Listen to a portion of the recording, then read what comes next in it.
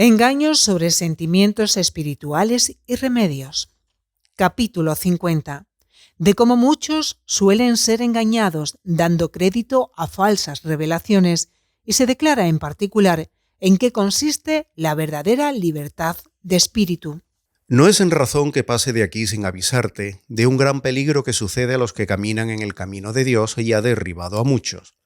El principal remedio consiste en el aviso que el Espíritu Santo nos dio mediante esta palabra que dice, inclina tu oreja. Y este peligro es ofrecerse a alguna persona devota a revelaciones o visiones u otros sentimientos espirituales, los cuales, muchas veces, permitiéndolo Dios, trae el demonio para dos cosas. Una, para con aquellos engaños quitar el crédito de las verdaderas revelaciones de Dios, como también ha procurado falsos milagros para quitar el crédito de los verdaderos. Otra, para engañar a dicha persona bajo capa de bien, ya que por otra parte no puede.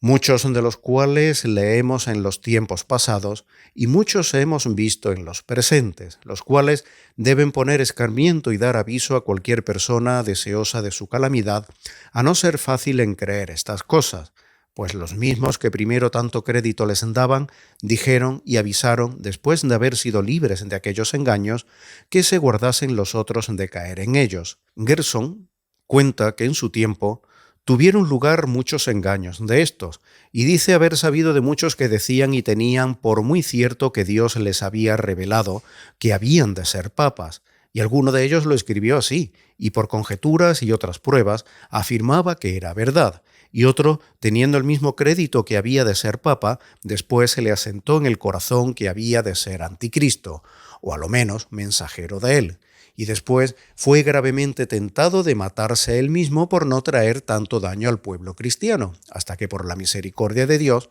fue sacado de todos estos engaños y los dejó por escrito para cautela y enseñanza de otros. No ha faltado en nuestros tiempos personas que hayan tenido por cierto que ellos tenían que reformar la Iglesia cristiana y traerla a la perfección que tuvo al principio o a otra mayor. Y haberse muerto sin hacerlo ha sido prueba suficiente de su engañado corazón, y que les hubiera sido mejor haber entendido en su propia reforma que con la gracia de Dios les fuera ligera que olvidando sus propias consecuencias pusieran los ojos de su vanidad en cosa en que Dios no la quería hacer por medio de ellos. Otros han querido buscar sendas nuevas que les parecía muy breve atajo para llegar pronto a Dios, y les parecía que dándose perfectamente a Él y dejándose en sus manos, eran tan tomados por Dios y regidos por el Espíritu Santo, que todo lo que venía a su corazón no era otra cosa sino luz e instinto de Dios. Y llegó a tanto este engaño, que si este movimiento interior no les venía, no tenían que moverse a hacer obra buena, por buena que fuese, y si les movía el corazón a hacer alguna obra, la tenían que hacer aunque fuese contra el mandamiento de Dios, creyendo que aquella gana que su corazón sentía era instinto de Dios y libertad del Espíritu Santo, que los liberaba de toda obligación de mandamiento de Dios, al cual decían que amaban tan de verdad, que aun quebrantando sus mandamientos, no perdían su amor. Y no miraban que predicó el Hijo de Dios por su boca lo contrario de esto, diciendo, el que tiene mis mandamientos y los guarda, aquel es que me ama. Si alguno me ama, guardará mi palabra. Y el que no me ama no guarda mi palabra,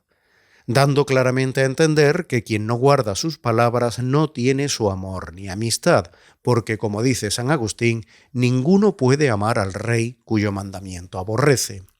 Y lo que el apóstol dice, al justo no le es impuesta ley, y que, donde está el Espíritu del Señor, allí hay libertad. No se ha de entender que el Espíritu Santo haga a ninguno, por justo que sea, quedar liberado de la guarda del mandamiento de Dios, ni de su Iglesia, ni de sus mayores. Al contrario, mientras más se les comunica este Espíritu, más amor les pone, y creciendo el amor, crece el cuidado y ganas de guardar más y más las palabras de Dios y de su Iglesia, sino como este Espíritu sea eficacísimo y haga al hombre verdadero y ferviente amado de lo bueno, le pone tal disposición en el alma, cuando con abundancia se da, que no le es pesada la guarda de los mandamientos, sino al contrario, muy fácil y tan sabrosa que David dice, «Qué dulces son para mi garganta tus palabras, más que la miel para mi boca». Porque como este espíritu ponga perfectísima conformidad en la voluntad del hombre con la voluntad de Dios, haciéndole que sea un espíritu con él, quiere decir, como dice San Pablo, que tenga un querer y no querer necesariamente ha de ser sabrosa al hombre la guarda de la voluntad de Dios, pues a cada uno es sabroso obrar lo que ama. Tanto que si la misma ley de Dios se perdiese, se hallaría escrita por el Espíritu Santo en las entrañas de ellos, según dice David, que la ley de Dios está en el corazón del justo, quiere decir, en su voluntad, según Dios. Y antes lo había dicho Dios, yo daré mi ley en las entrañas de ellos, y de aquí es que, aunque no hubiese infierno que amenazase, ni paraíso que convidase, ni mandamiento que constriñese, obraría el justo solo por el amor de Dios lo que obra, porque como el Espíritu Santo obra en el hombre para con Dios lo que la generación humana en el corazón del Hijo para con su Padre, pues por él y su gracia recibimos la adopción de los hijos de Dios. De ahí viene que tal hombre, como un amoroso hijo, reverencia y sirve a Dios por el amor filial que le tiene, tras lo cual viene aborreciendo perfecto de todo pecado, y la perfecta esperanza que arroja de sí tristeza y temor, cómo se sufre tirar lanzas en este destierro, y hacerle sufrir los trabajos, no solo con paciencia, sino con alegría, y por esta libertad que tiene para con sus pecados y con trabajos, aborreciendo a los unos y amando a los otros, se llama libre, y que al tal justo no le es puesta ley. Así como si hubiese una madre que amase mucho a su hijo y que hiciese mucho por él, no le sería pesada la ley que le mandase hacer lo que con su corazón maternal hace con su hijo. Y así esta madre no estaría debajo de la ley ni de los trabajos, sino encima de ella, como libre, pues obra con deleite lo que la ley le manda con autoridad. Y de esta manera hacen lo que hemos dicho, cumpliendo la ley con amor. Y aun muchos hacen cosas para las que no tienen obligación, ardiendo su corazón con mayor fuego de amor que la obligación en que les pone la ley. Y así se ha de entender lo que dice San Pablo: si sois llevados por el Espíritu, no estáis debajo de la ley. Porque aborreciendo al pecado y siendo amorosos para con la ley y gozosos con los trabajos, todo lo cual viene de ser guiados por el Espíritu, la ley no les es carga, según es dicho. Sin embargo, quebrantando uno de los mandamientos de Dios o de su Iglesia, luego se va a este espíritu, según está escrito, que se aparta de los pensamientos que son sin entendimiento y que será echado del alma por venir a ella la maldad. Y como entonces no son llevados los hombres por este Espíritu Santo, es necesario que queden sujetos a la pesadumbre que da la ley a los que no la aman, y queden débiles para sufrir los trabajos y sujetos a caídas de culpas. No diga pues nadie que quebrantando mandamiento de Dios o de su Iglesia puede haber justicia, ni libertad, ni amor con él,